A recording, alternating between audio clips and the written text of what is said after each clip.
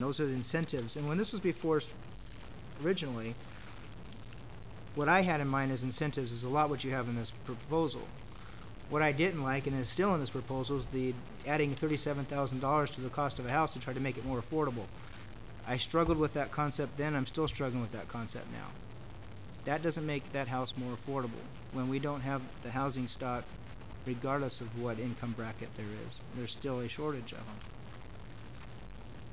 If we lay out a defined program that says you will be allowed X number of units, if you produce 51 to 75 units in your project, you will get X number of additional bonus units. If we lay those out and somebody wants to do that, then we provide them some very good incentives to do so. And it's not adding $37,000 to the price of the house.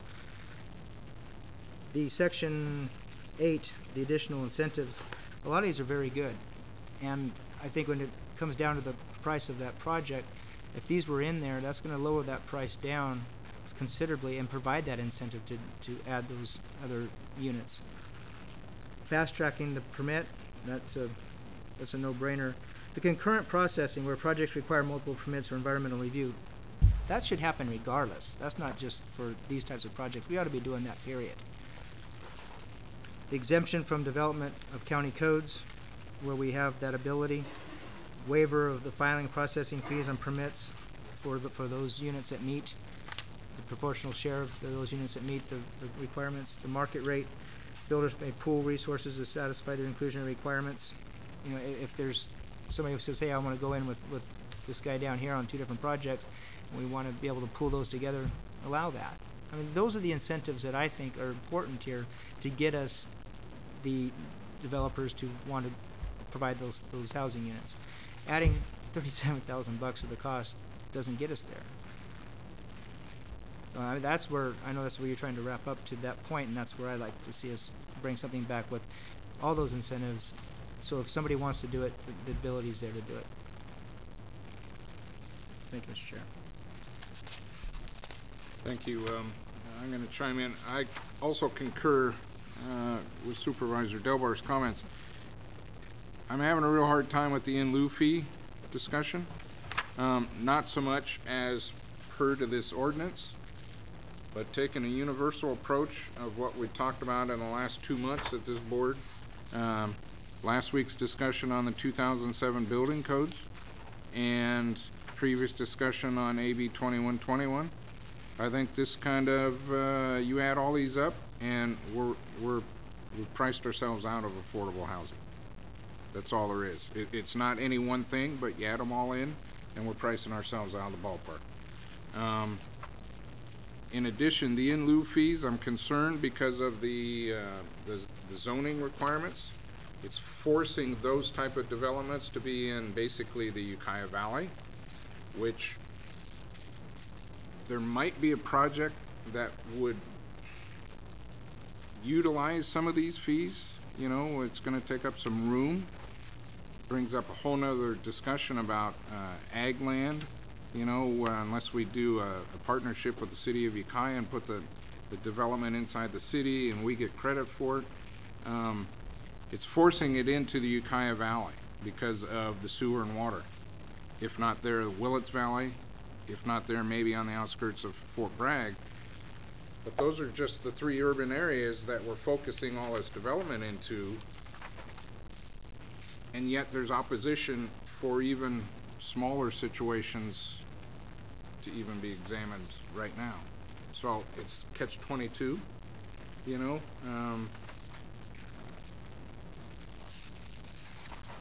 I like the alternatives, but I don't know how we could meet the goal without the fees.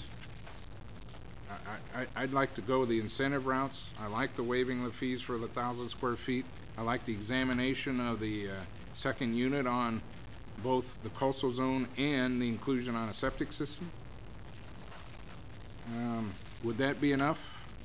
I don't know, to entice people into doing these things.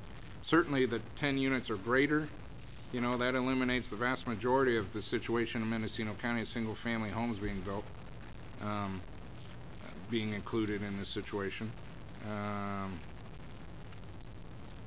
So I'm just putting a couple points out there that some of this I like, some of it I don't, but the parts that I don't, it's because of other things that are being dumped on our plate also.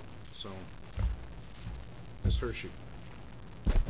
Just to speak a little bit more about the in lieu fee, the way that it has been used in other jurisdictions is not as a punitive measure or an impact fee.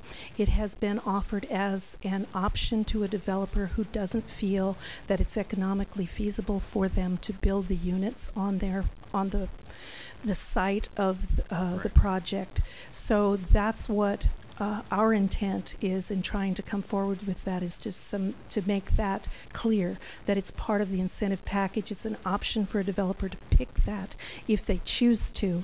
Otherwise, if they choose to build the units, then that's fine too. It just is an option, another flexibility option for a developer in our mind. You bet. Yeah, I understood that. And also the density bonus situation is another big plus to me to have it included in this. A couple other comments. There were a couple speakers. I think Mr. Mayfield's comment about other areas showing progress, I think that was answered, at least with the Yellow County example. Mr. Nickel mentioned, and I'm sorry I didn't write my notes fast enough, comments about city-county counting or relationship or something. Could you address that? Yes, I could. There is a regional housing allocation that is developed by the state every year, and MCOG is involved in that. And all of the jurisdictions send representatives to those meetings, and the housing allocation for the unincorporated county is given to us. There is a separate housing allocation that's given to the city of Ukiah. There's a separate allocation that's given to all of the other incorporated jurisdictions. And we have a particular allocation at this point in time.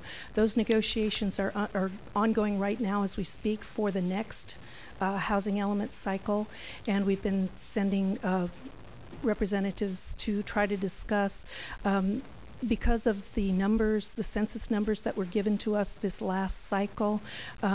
We found that our old allocation was a little high, and the new numbers that are coming out of the state, the census numbers, are lower, so we will be responsible for less of that.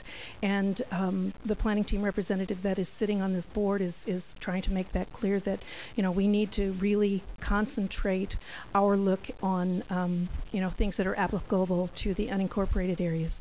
The other thing that came up out of those negotiations is that the city in particular, which was spoken to, they don't have very much land there for moderate to above moderate income housing, where the county already has several parcels, a number of parcels that are zoned for that in the future. So there's some negotiations there. Well, if you can take the very low and low income allocation numbers higher in the city, which is really smart growth principles, is to concentrate that multifamily situation in the incorporated areas, then the county could take the other allocations. So we're in negotiations with the city about that. We're talking to them.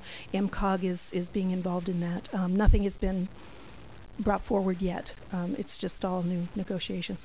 If we are going on the last housing element, our allocation is quite high, and it's not up to us whether or not we concentrate things necessarily in the city. It's the MCOG regional housing allocation that determines what we have to meet. Thank you. I appreciate that ongoing discussion about the allocations between the city and the surrounding county areas. I'm glad to hear that's going on. One last question. You presented a Tuolumne County ordinance. I think it was adopted in March of this year. I think that's a pretty